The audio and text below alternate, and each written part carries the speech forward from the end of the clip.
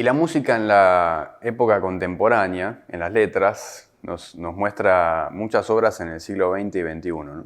Empezando por El tocador de guitarra de 1900, un cuento de José de Siles, donde aparece un personaje, el tío Sin Penas, ¿no? Que no precisa de nada ni de nadie, más que de su guitarra, y pobre de aquel que se atreva a tocar su guitarra, ¿no? En este caso no se trata de un músico profesional, sino de un personaje que tiene una relación casi fetichista con su guitarra.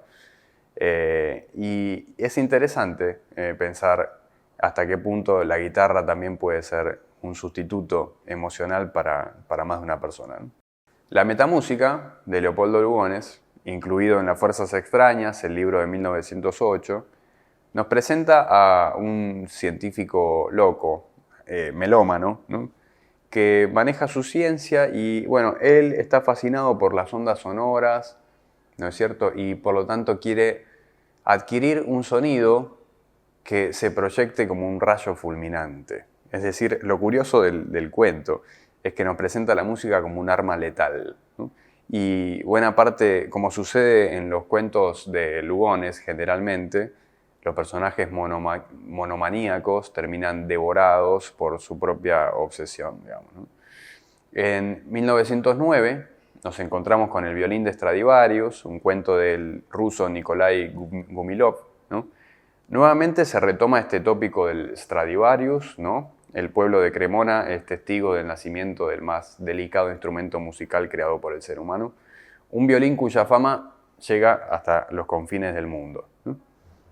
Y en 1911 nos encontramos con La música de la colina, de Hector Hugh Munro, también conocido como Saki, el escritor inglés. Y allí, digamos, en lo profundo del bosque, se escucha una melodía de una flauta que enciende la curiosidad de la protagonista, de Silvia, ¿no? Y por lo tanto, digamos, ella se adentra en el bosque para encontrar esa música. Otra vez la música asociada a la curiosidad y asociada a la intriga, ¿no? Un personaje escucha una melodía y sigue, digamos, ese derrotero. Otra vez el poder hipnótico de la música.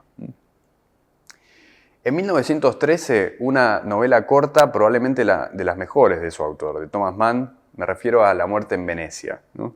Der Tod in Venedig. Es una novela corta, se ha dicho que está basada indirectamente en la vida de Gustav Mahler, ¿no? El compositor alemán. La idea de esta novelita es que una sinfonía lentamente se deshace en el horizonte, ¿no? A medida que el protagonista, un compositor, Gustav von Aschenbach, en quien la crítica vio a Mahler, ¿no? Languidece, ¿no? Va muriendo, pero se enamora de un joven, un efebo, digamos, ¿no? De 14 años, un niño polaco de nombre Tadzio, a medida que la peste va tomando la ciudad, ¿no? Es decir, el protagonista es un hombre mayor que intenta evitar el envejecimiento y por lo tanto intenta aferrarse a esa última imagen, digamos, de amor y de esperanza que representa Tadzio, ¿no? En un momento donde Aschenbach ya no tiene nada para escribir, ninguna música. Se trata de una novela muy musical que ha sabido leer muy bien Luchino Visconti, quien la lleva al cine, y precisamente arranca la película con una imagen muy lenta de un atardecer que languidece, mientras se escucha de fondo la Quinta Sinfonía, el movimiento lento, ¿no? De la Quinta Sinfonía de Mahler, precisamente. En 1915, en El cencerro de cristal, el poemario del argentino Ricardo Guiraldes, nos encontramos con un tango, con un poema enigmático que lleva por título Tango, ¿no? Ricardo Guiraldes era un eximio bailarín de tango y nos presenta una visión tópica, ¿no? De lo que sería el tango. El tango aquí es una cortina que envuelve con su lascivia desganada los cuerpos rendidos a la posesión brutal de las bestias en celo, ¿no? Hombre y mujer bailan y son animalizados, son presentados como macho y hembra, ¿no es cierto? Y el tango aparece representado como una música violenta, una música de amenaza, un baile de amor y muerte, dice en un momento Guiraldes, ¿no? Es decir, ya aparece aquí representada esta imagen del tango como una música sensual pero primitiva, ¿no? Vinculada a los aspectos más bestiales del ser humano, pero al mismo tiempo sórdida, ¿no? Es una imagen del tango que después se terminaría pregnando en la cultura, ¿no? También en 1915 una colección de tangos, milongas y contrapuntos del músico argentino Ángel Villoldo. Villoldo es el autor de algunos tangos conspicuos, ¿no? Como puede ser El Choclo, el más famoso de todos ellos, pero también El Porteñito, Cuidado con los 50, en fin, son muchos los tangos de Villoldo. Villoldo era un músico de varieté que tocaba la guitarra, tocaba las castañuelas, cantaba, un personaje histriónico, ¿no? Antes de agriar su carácter con la melancolía del inmigrante, el tango supo ser una danza alegre, de cortes y quebradas, ¿no? Cuya suficiencia jovial fueron a parar a las letras de don Ángel Villoldo. Las letrillas de Villoldo son modestas, no hacen uso de prácticamente nada, ningún recurso literario, digamos, y no tienen mucha profundidad, pero son letras, digamos, diseñadas así, un poco al paso, ¿no es cierto? Y para embromar, como se decía en la época, ¿no? En 1921, una obra, un cuento breve de Virginia Woolf, El Cuarteto de Cuerdas, ¿no? La pregunta aquí sería, ¿puede la literatura imitar a la música, ¿no? Hay 4 líneas melódicas, ¿no? Las 4 líneas melódicas de las cuerdas, o sea, 2 violines, cello y viola, que son los 4 instrumentos que constituyen un cuarteto de cuerdas, conforman aquí, digamos, 4 voces narrativas, ¿no? Que nos van transportando, ¿no? hasta que la bifurcación de las voces se torna irremediable. Es decir, lo verdaderamente magistral de este cuento breve de Virginia Woolf es que consigue llevar una forma musical, un formato musical como el cuarteto de cuerdas a la narración, ¿no?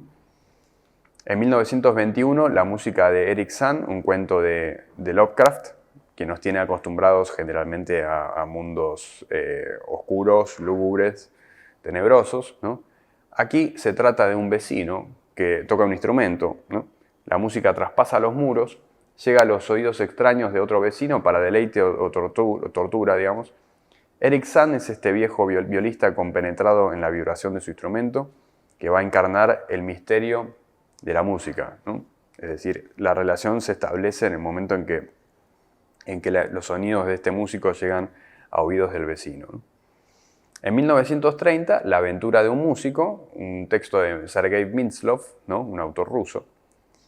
Aquí es la fantasía del músico por seducir, ¿no? Con los sonidos extraídos del instrumento. Es tarde en la noche, hay un exceso de copas, un claro en el bosque, un solo de contrabajo y una danza íntima con una dama ideal, ¿no?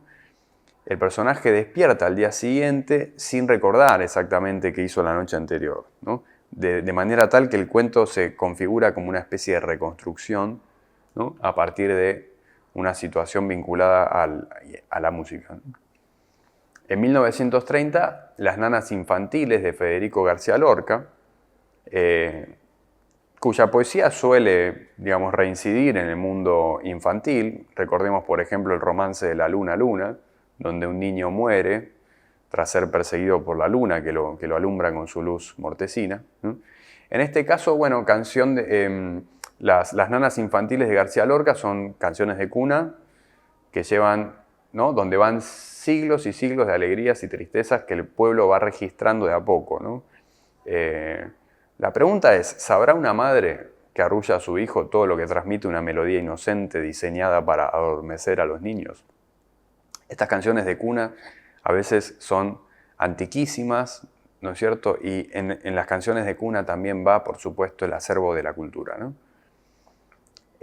Miguel Hernández, coetáneo de Federico García Lorca, ¿no? Escribe Cancionero y romancero de ausencias entre 1938 y 1941, mientras el país, digamos España, se desangra en una guerra civil, ¿no es cierto? La literatura, sabemos, nació con el canto, que es una proyección de la voz humana, ¿no? En el caso de España, las historias antiguas fueron sedimentando una tradición que ellos llaman romancero y que sirvió a forjar una identidad española, ¿no? El romancero se llama así porque es una suma de romances, es decir, de poemas con una forma específica, versos octosílabos con rima asonante en los versos pares, que cuentan historias, ¿no? Es decir, que volver al romancero es para un español volver a la tradición, es volver a uno mismo, al propio pasado y también al futuro, ¿no? Por lo tanto, la música española va a parar al romancero y esto a su vez va a parar a la poesía de Miguel Hernández, ¿no? En 1943, un texto de Felisberto Hernández, Mi primer concierto, que él incluye en el libro Nadie encendía las lámparas, ¿no? Donde aparece la imagen de un concertista que tiene que dar un solo, un concierto solo, muy complicado, tiene que tocar obras de Bach, tiene que tocar obras clásicas muy difíciles, ¿no es cierto? Y donde pareciera que Felisberto Hernández repone su experiencia personal. Él fue pianista y fue, por cierto, un pianista muy, muy talentoso, ¿no? Y la descripción que hace Felisberto Hernández en la mente del pianista que está tocando el concierto es magistral, porque cuando un músico tiene que armar un repertorio muy difícil y tocar solo, ¿cierto? Tiene, digamos, captura toda la atención del público y por lo tanto toda la atención. Por lo tanto, la sensibilidad del músico está a flor de piel y cada cosa que sucede en ese recinto es percibido por el músico, ¿no? Si alguien tose, si alguien respira fuerte, si alguien abre una puerta, ¿no es cierto? Una luz, lo que sea. Y Felisberto Hernández captura eso magistralmente, ¿no? El pianista está tocando y en un momento siente la presencia de un gato que pasa cerca, el gato lo distrae, entonces él, digamos, para justificar sus errores, ¿no? Fantasea con que el gato salte al teclado del piano de manera tal que él interrumpa su interpretación y le pueda echar la culpa al gato, ¿no? Son como micropensamientos que un músico profesional suele tener en un contexto de mucha presión, ¿no? Cuando tiene que tocar un concierto importante. Mi música es para esta gente, de 1970, un cuento de Daniel Moyano, ¿no es cierto? Un pueblo chato, colmado de gente obtusa, en el centro una muchacha díscola, ¿no? Y en el centro de la escena una música secreta que nadie supo comprender. Es decir, la música aquí es presentada como una vivencia íntima que vincula a los dos protagonistas del cuento, un muchacho y una muchacha, y así, digamos, la música es vivida como algo que de alguna manera es una suerte de nexo, relación íntima que los relaciona y que los opone a un pueblo totalmente chato, ¿no? En La cajita de música, un cuento de 1988 de Mario Jalí Mora, ¿no es cierto? Se trata de un recóndito pueblo en el interior del Paraguay, ¿no? A donde llega una cajita musical, ¿no? Para encandilar, digamos, los aletargados ánimos de la gente, aunque para Lepachí, que es el bobo del pueblo, ¿no? La cajita no sea solo un bello entretenimiento, sino una razón de ser. Es decir, la música también es aquello que sacude el letargo de un lugar muerto, ¿no? Llega una cajita musical a un pueblito del interior de Paraguay y eso es suficiente para que el pueblo, digamos, se agite por completo, ¿no? En 2007, un cuento del mexicano Juan Villoro, el cuento se llama Mariachi, y lo curioso del cuento es que nos presenta un mariachi no en la típica situación extrovertida de esa música, ¿no? Vocinglera, esa música estridente, ¿no? Que suele, digamos, colmar el silencio de un barrio. No, aquí el mariachi es un mariachi que se psicoanaliza, que va al terapeuta, ¿no? O sea que el estruendo de las trompetas y los vozarrones viriles, ¿no? De la música mariachi no alcanzan en este cuento a disimular las inseguridades de este pobre músico psicoanalizado, ¿no? Es decir, el contexto más improbable para un mariachi sería un diván, digamos, psicoanalítico, y así es justamente donde lo ubica Villoro, ¿no? Los coleccionistas, un texto del 2017 de Carlos Suárez Quiseno, ¿no? Nos ubica en la que fuera la casa del filósofo antioqueño Fernando González, donde hoy funciona un café, el café Otra Parte, ¿no? Allí se juntan personajes melómanos los martes por la noche a sentirse vivos, ¿no? Y la pregunta que surge allí es la siguiente: ¿y si fuera Dios quien nos colecciona a ellos? ¿No es cierto?